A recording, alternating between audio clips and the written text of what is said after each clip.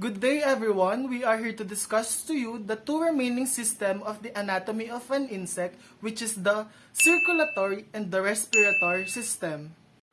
This is the continuity of the laboratory exercise number 1, and we are here to discuss through the parts and function of an insect.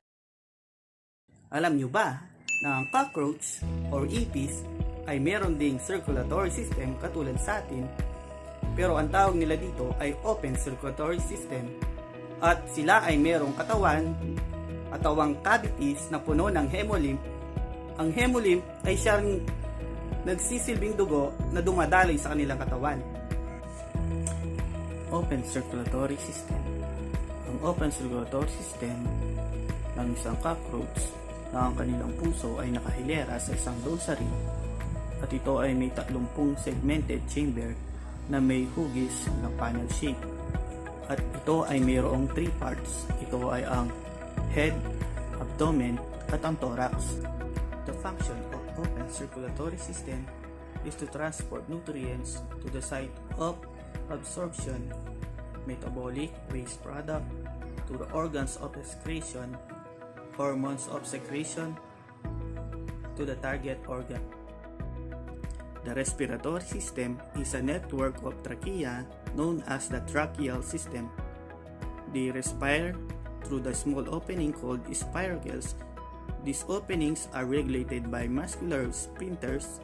They breathe in the oxygen-rich air through the spiracles, which open into the tracheal tube. The trachea is a dense array of network of air tubes found in the internal system. I have a trivia that cockroach can hold their breath up to 7 minutes because their respiratory system is highly efficient, but there are no lungs. The insect internal valves called spiracles can transport the air directly to the cells by a tube called trachea. Objectives.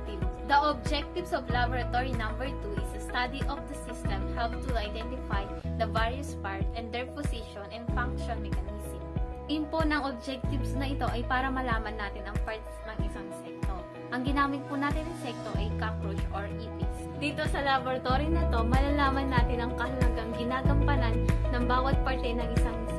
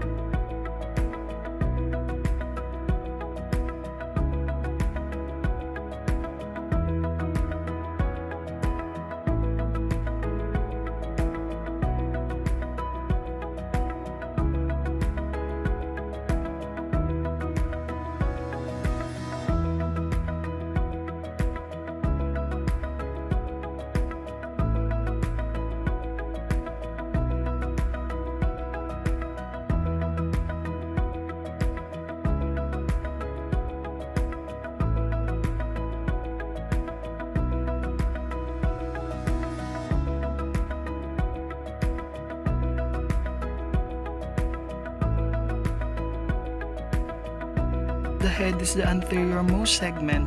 The head features many of the important sensory organs such as antennae and eyes. The head also has the mouth parts. The thorax is the midsection of the insect body. It holds the head, legs, wings, and abdomen. It is also called mesosoma or cephalothorax in the other arthropods. The abdomen is the posterior-most of the segments. In most insects, clear segmentation can be seen in the abdomen. The abdomen contains the heart, reproductive organs, midgut, and other digestive organs. In the abdomen, the dorsal vessel is called the heart. It is divided segmentally into chambers that are separated by valves to ensure one-way flow of the hemolymph. Alary muscles are a pair of triangular fans-like muscles in the heart of pericardial sinus of the cockroach. The respiratory movements of the abdomen and contraction of alary muscles increase the pumping force of the cockroach heart. It lies immediately on top of the dorsal diaphragm. Aorta. It is a simple tube which continues forward to the head and empties near the brain.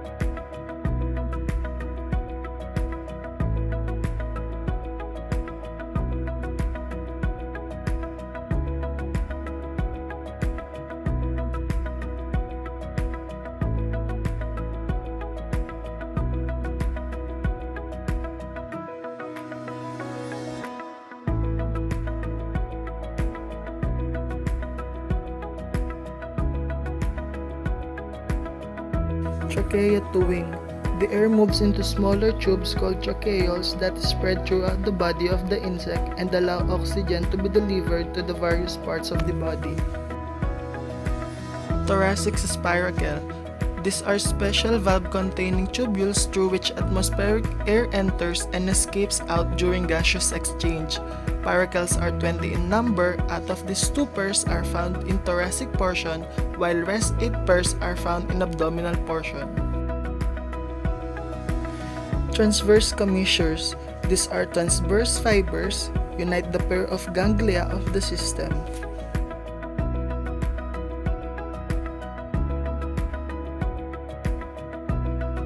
Like what we did in the laboratory exercise number 1, we dissect again the cockroach and find their circulatory and respiratory system.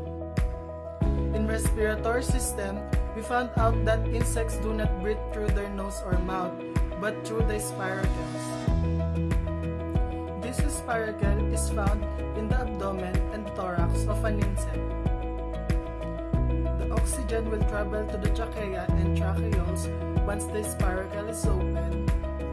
And also, the carbon dioxide will come out to the body of insect through the spiracle. In the circulatory system, we found the aorta, chamber of hearts, and pylori muscle. The aorta is in the thoracic part of the insect. Then, the chamber of hearts pumps blood up to the last chamber. Lastly, the alveolar muscle is responsible for the circulation of blood throughout the insect body. On the other hand, I learned that cockroaches have circulatory system too, and it is called open circulatory system, which means it lacks on arteries and veins. What I have learned in this laboratory exercise is aside from insects have circulatory and respiratory system, I learned that these two are connected to each other, and if they work together, they will function well. I also learned that if we humans have blood, then insects have hemolymph. This hemolymph is equivalent to blood and it circulates in the body of the insect. And when their heads are cut, they can still breathe because they breathe through their spiracles. Yung ginawa namin dito sa laboratory number 2, hinarap namin yung parts ng circulatory at respiratory. Unahin natin yung circulatory. Yung nakita namin is yung head, thorax, abdomen, heart. Yung nakita naman namin sa respiratory system, yung trachea, twins, tsaka thoracic spiracle. Yung natutunan ko for this lab na circulatory and respiratory system, na yung insect is wala siyang blood, tapos pwede siyang mabuhay kahit separate na yung ibang parts na. In this laboratory exercise, we find the insect parts in the remaining two systems, which is the circulatory and respiratory system. We dissect the cockroach by the use of different materials like scissors, blades, gloves, and alcohol. In circulatory system, we found out that the insects do not have blood, but instead, they have a hemolymph. This is the equivalent to the blood and circulates to the body of insects. We also found the chamber of hearts, aorta, and ulnar muscle, which are very important part of insects.